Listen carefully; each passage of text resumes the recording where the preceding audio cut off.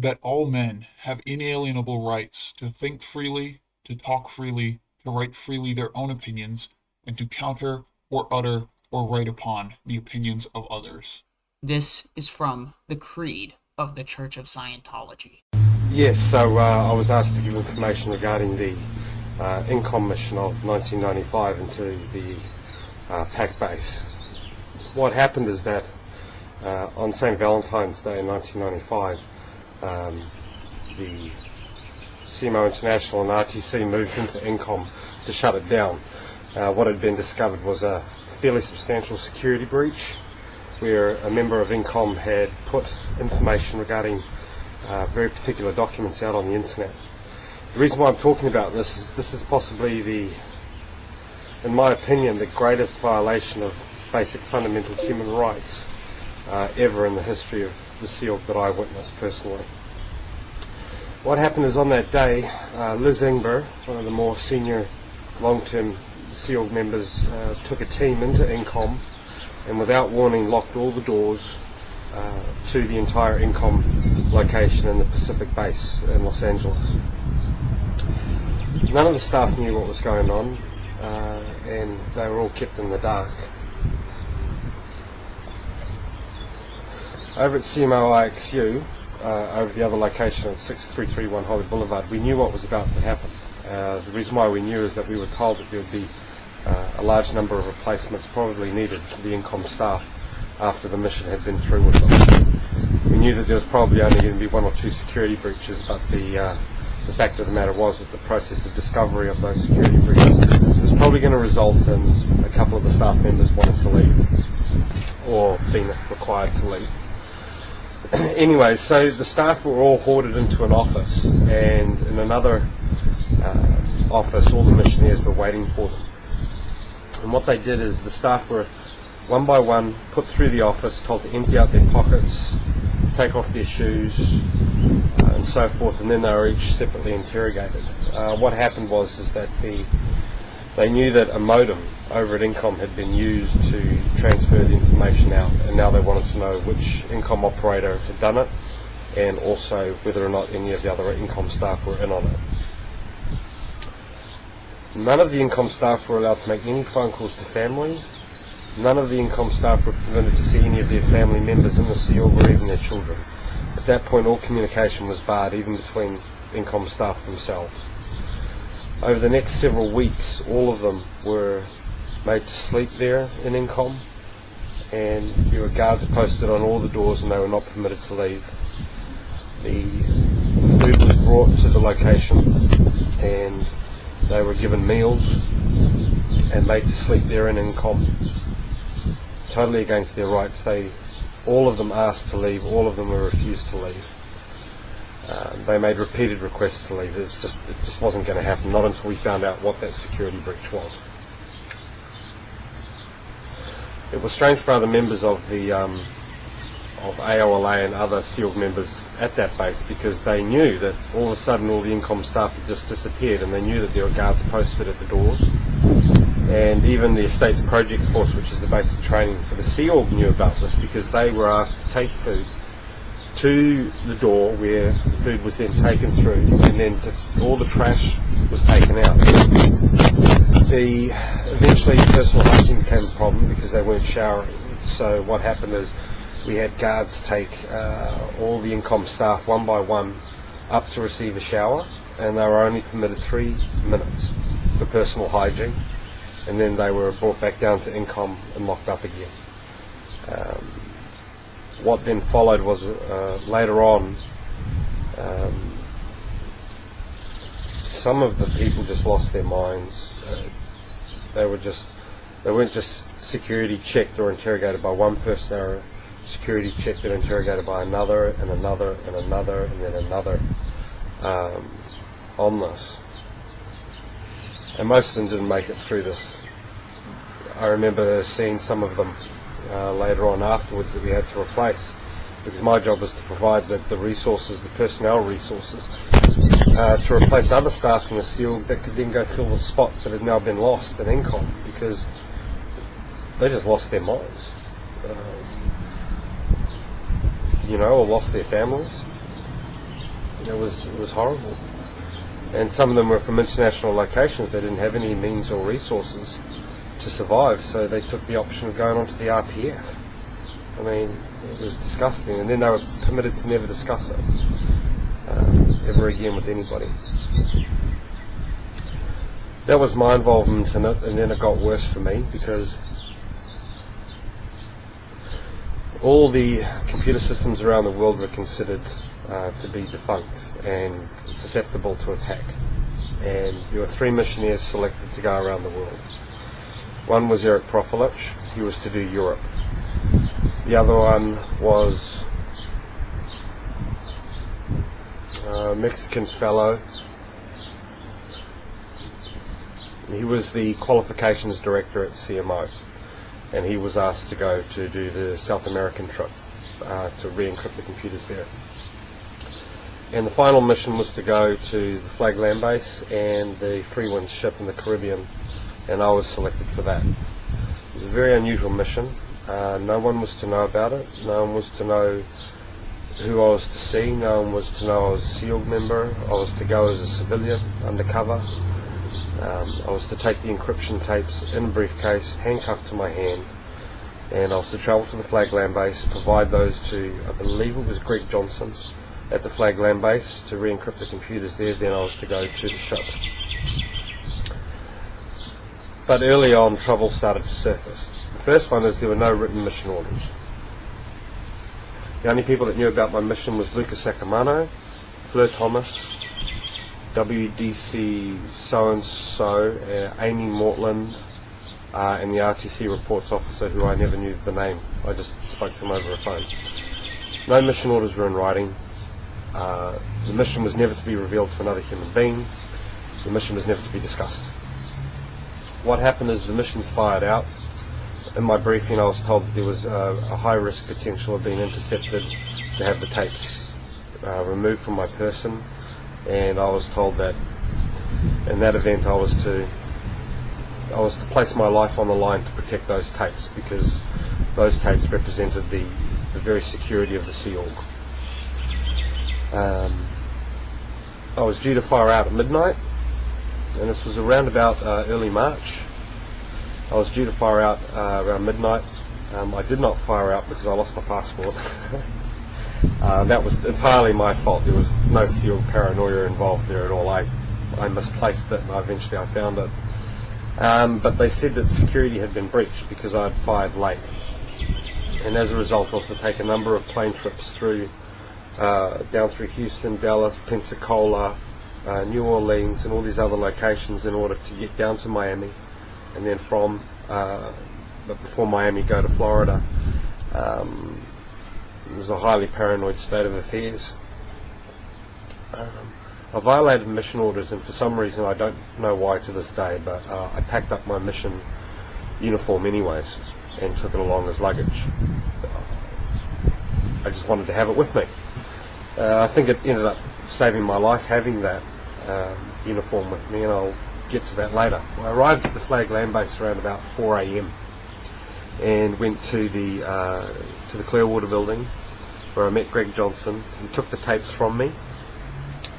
We went into the computer room, and then he came back out about a minute later. And this seemed strange to me because I knew, based off of the INCOMM computers, that the encryption time would have to be within the 5 to 10 minute margin. He couldn't possibly have encrypted the systems with the new information so fast. And that was the first alarm bell that rang off in my head. But he gave me the tape back and said, now this is for the Flag Land, for the ship.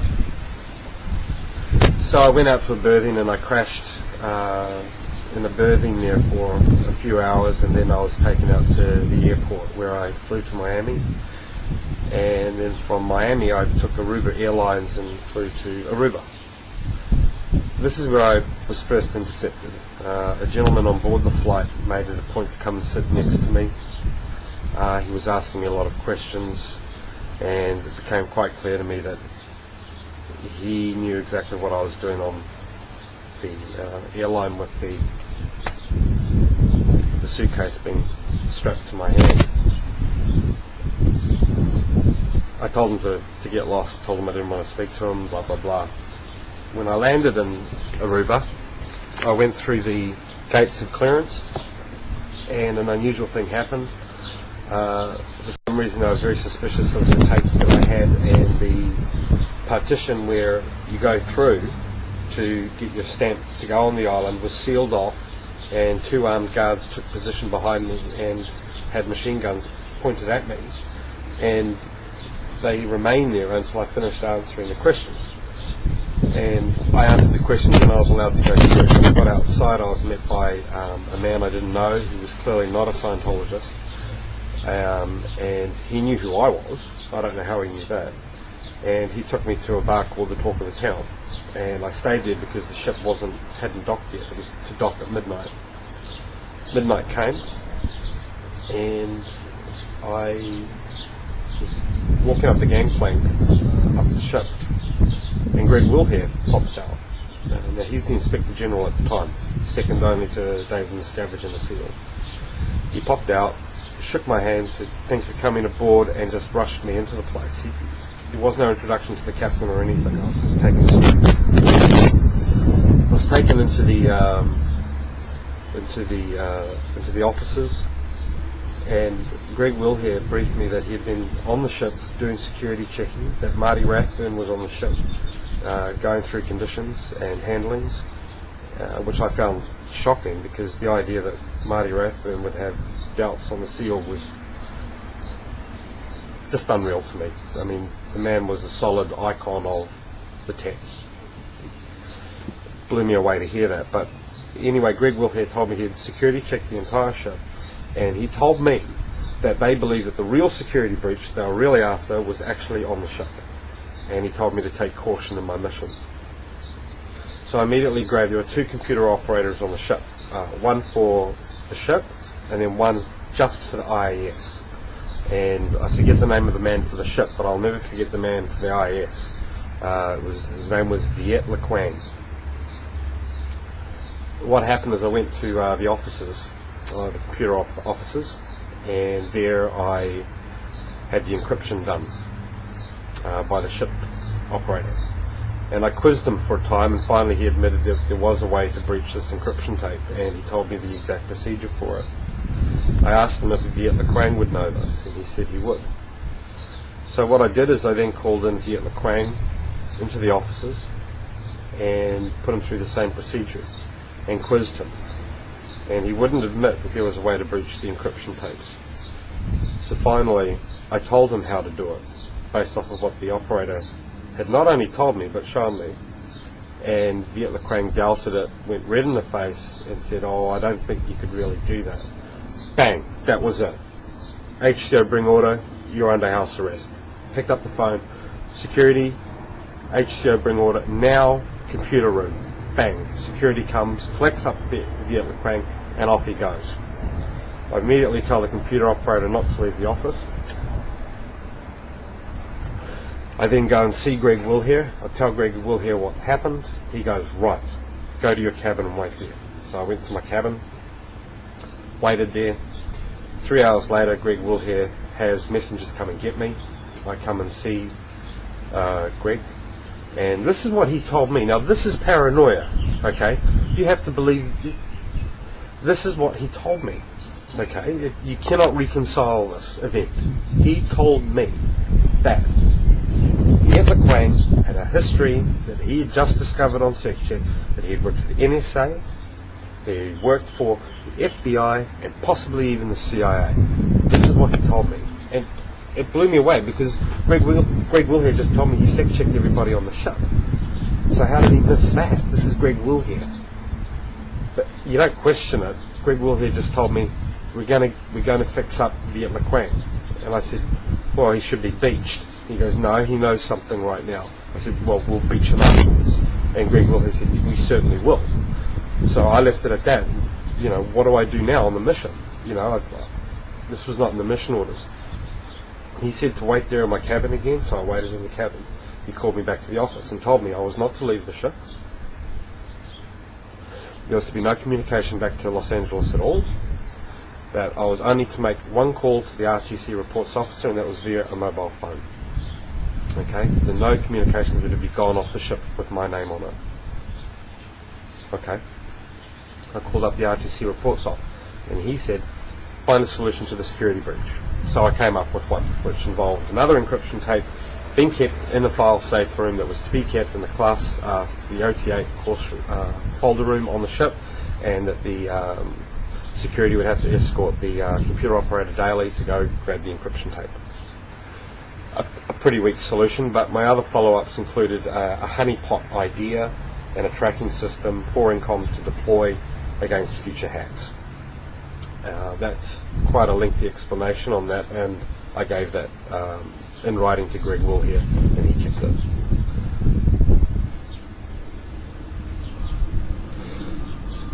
What then happened is, over the next day I spent on the ship.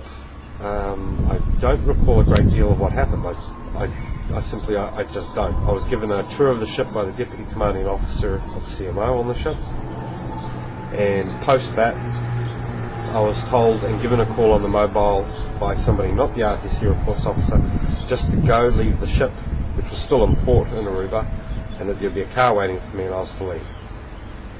Okay, and that was to happen at around about 6 or 7 a.m. or something like that. What then happened is I went back to my cabin, and in the middle of the night the Deputy Commanding Officer of CMO ship came to my cabin, and she told me to put that the package of my uniform had arrived from the airport, and the first question was, why wasn't it carry-on luggage? And I told her because I had the briefcase and they wouldn't let me take 2 packages on board the airline, so it had to be stowed under, even though it only weighed 2 kilograms. She said it had been returned and she wanted me to wear it, and I said I couldn't do that. It was a confidential mission. No one's supposed to know that I'm even a messenger. And she said, well, I think it'd be a good idea if you did wear this uniform and walk around the ship.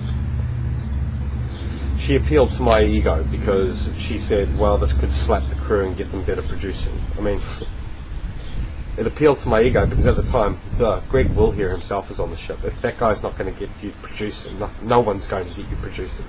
But she got to my ego, so I did. I walked around the ship and did this. And then I went out on the deck early in the morning, and I had a Cuban cigar on the deck to celebrate the end of the mission. The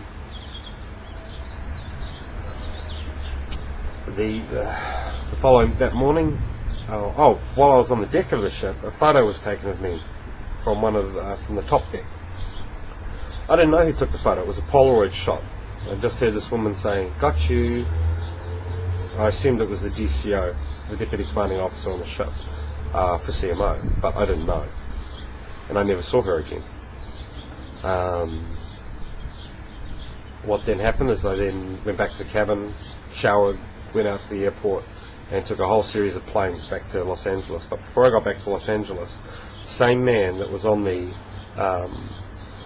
plane flight from Miami to Aruba was on the flight that I took to Houston, and he confronted me, and I decided I had to deal with this. He was getting aggressive. I had tapes that were given to me by Greg Will here to take back to Los Angeles. I didn't know what was on the tapes. So I confronted him in the bar at the Houston airport. There was a stopover, and I don't remember what happened. I just do not know what happened. The next thing you know, I'm in Los Angeles, I'm at the airport, and there's no car waiting for me. I call up external communications at the Hollywood Guarantee building and go, "Hey, it's Aaron, where's my car?" And they're like, "Sorry sir, what car?" "I've landed. Where's my car to get back to the building?" Like, "Sorry sir, I didn't receive any request to pick you up."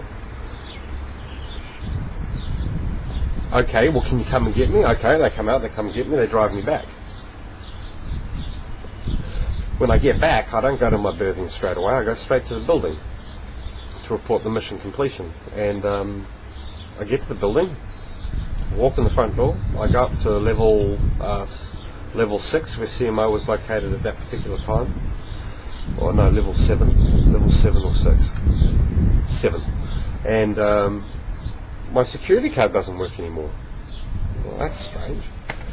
So I wait for a messenger to walk out the door, and they're like, "Oh, Aaron, you're back. Where have you been?" They had no idea.